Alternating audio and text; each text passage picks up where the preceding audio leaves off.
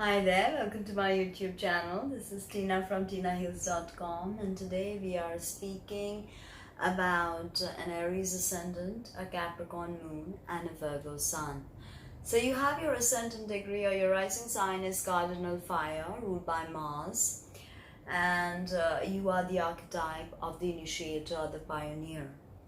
And you have your moon in Capricorn, which is cardinal earth, and this is the archetype of the boss.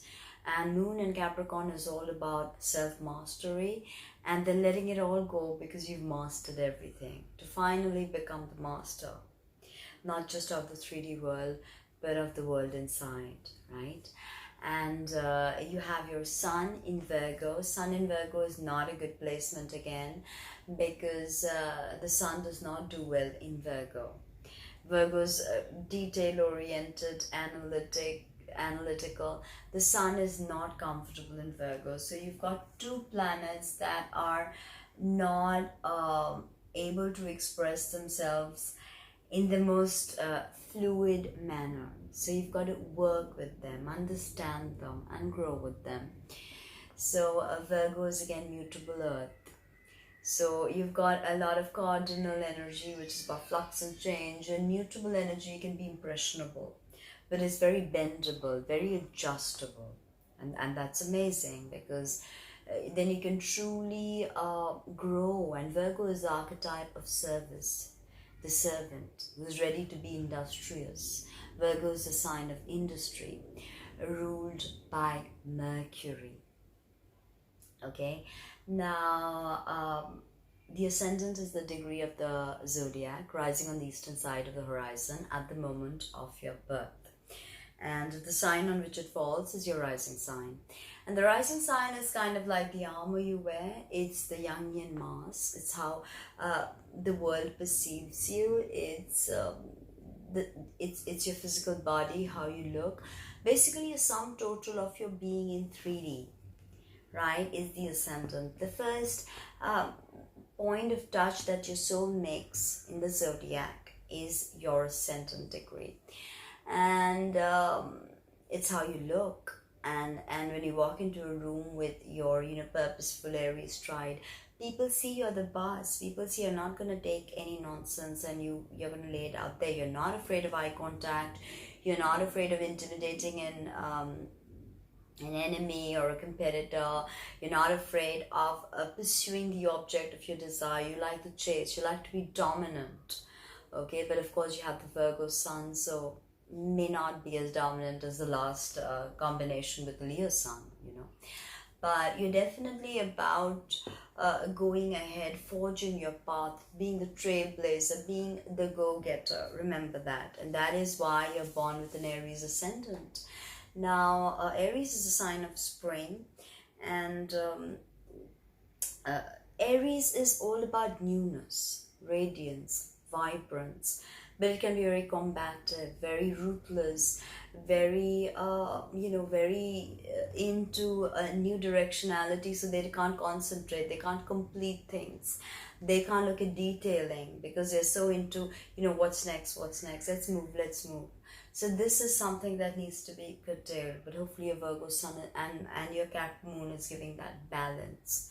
Okay, now you must understand that Aries is the first sign of the zodiac, so you are the infant of the zodiac. And being the infant of the zodiac, when your soul enters Aries with a mini Big Bang, you want to explore life and have all the adventures, and there is a sense of selfishness in you, a streak of selfishness. But as Stephen Forrest, the eminent astrologer, puts it, the goal of Aries should be enlightened selfishness. Okay, and then you can really benefit humanity, because you're here to go places where no one has gone, to forge paths where no one would dare to go. You have the courage to do that. Okay, now if you are born with an Aries ascendant, which you are, your soul is craving for a new directionality, but understand that the agitating fires of Aries is not soothing. It's turbulent. It's Mars' domain after all, the red planet of strife and conflict. But Mars is also our I do principle. So the position of Mars and the aspects it makes is very important for you to understand your personality. Now, Aries rules your head. So your head is very, very much in focus, and you love to keep it, you really, this is a very big part of your identity, your hair, your face. You have very sharp features, well-defined features, thinnish lips, prominent chin, edgy, restless look in the eyes. You have tremendous amounts of energy with Aries ascendant. You have to know how to work with that energy, or it can burn you. And you have a sixth house of Virgo, so this sixth house, the house of health. So, and you have your sixth house sun. So take care of your health and figure out how you want to channel this Aries energy. Otherwise, it will burn you out and manifest as dis-ease. Virgo rules the digestion and the nervous system. Aries rules the head. So what you put in your mouth and migraines, and if you're anxious, if you're worrying, if you're hyper, if you're stressed, if you're throwing a temper tantrum, migraines, persistent acne, ENT issues, sensitivity to teeth and gum, and all of that can arise. Now with Aries ascendants, a lot of them, even women, tend to wear their hair short. This is something that I've just seen happen. Even and women too, they tend to be more masculine, just more testosterone, and lots of restless energy and impatience. So this is something you've got to work with: breath work, learning how to breathe, okay, and learning how to cultivate that patience is going to be the key to your success and completions. Now, when Mars is making hard aspects in the sky, transiting Mars to your ascendant lord and to all the personal planets, be careful of accidents, freak fires, road rage, driving under the influence, and fights and all of that. Okay, be very careful. Guns, heavy machinery, just stay away from violence. Now, the moon is the very opposite of the ascendant. It's who we are when that Jungian mask comes off, and we are vulnerable and raw. It's our mother, it's our childhood, it's our everyday habit patterns, it's how we emote, it's how we connect, it's how we how we are at the very depths of our being. Emotionally, our sensitivity, our ESP, our psychic awareness, our compassion.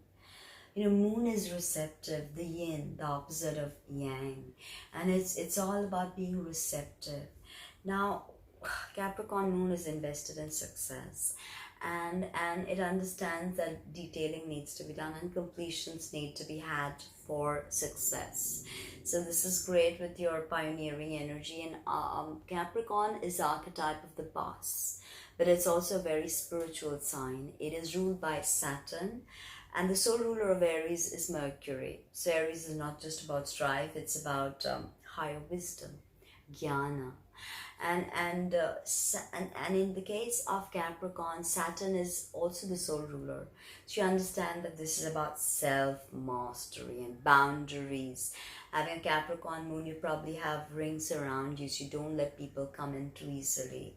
You don't trust easily. It takes time for you to call people in, and you understand suffering in a way, and you've grown up way ahead of your time.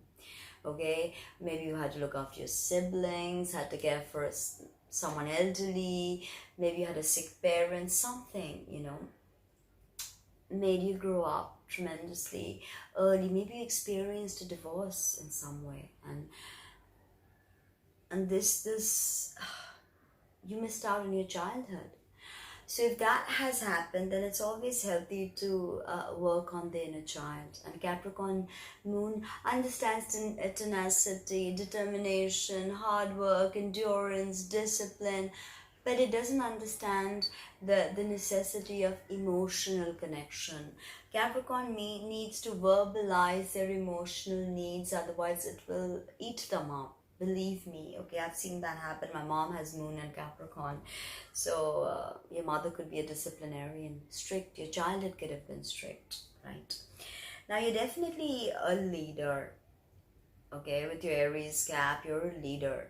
Cap moon, internally, you know what to do, you know how to do it, and you're ready to work hard. But understand that Capricorn is about mastery of the 3D, but then it's about letting go of everything to complete the cycle to ultimate mastery. Because Capricorn is about not just being the mountain goat and the sea goat, but it's also about becoming the unicorn.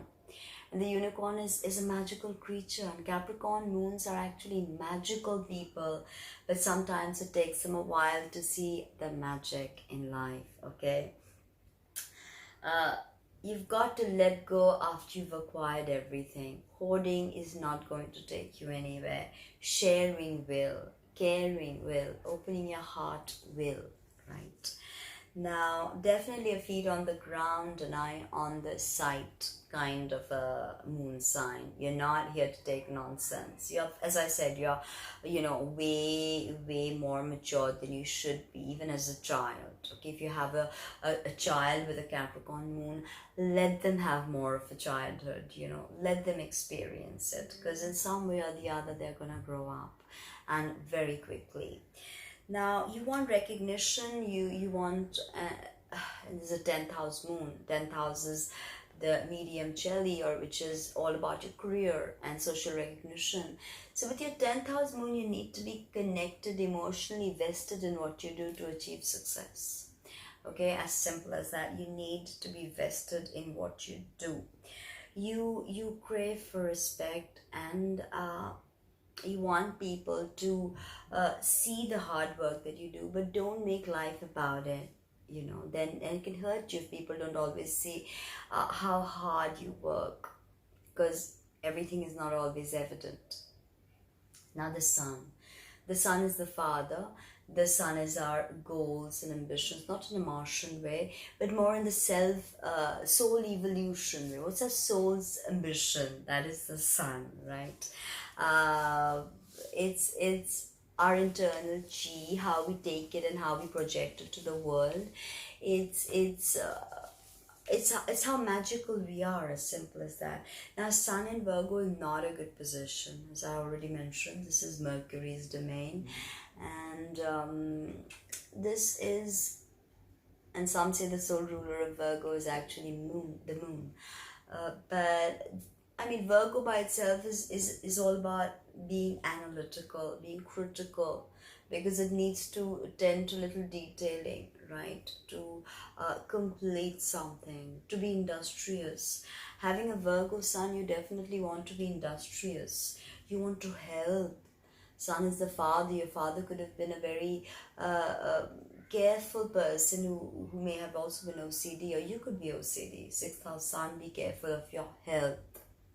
Okay, and be 6th house, the house of health, hidden enemies, pets. So if you have like a stellium in your 6th house, you can have very many animals, companion animals in the house. I don't like to call it pets. You can have very many companion animals.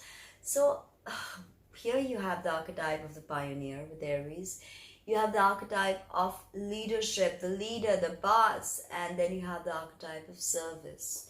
So having a 6th house sun, and 6th house also everyday work, everyday routine work. 10th house is more the social prestige. And you see your work life is very, very focused, because you have a 10th house moon and a 6th house sun. So you definitely want to be of service, and when you're serving, and Virgo loves to serve, and again, you're emotionally connected to what you're doing, which you need to be when you have a moon in the 10th. You need to be connected with a soul connection to what you do, and then you can truly be successful. Because money and all this is not your ultimate motivation. Yes, Capricorn is about money. Yes, Capricorn is about material possessions, but it's so much beyond that. It is about becoming that unicorn. So if you liked what you heard, please subscribe and let me know what you think, even if you don't like it, and visit my website for a reading, and check out all my merch, see what all stuff I have, and let me know. Thank you.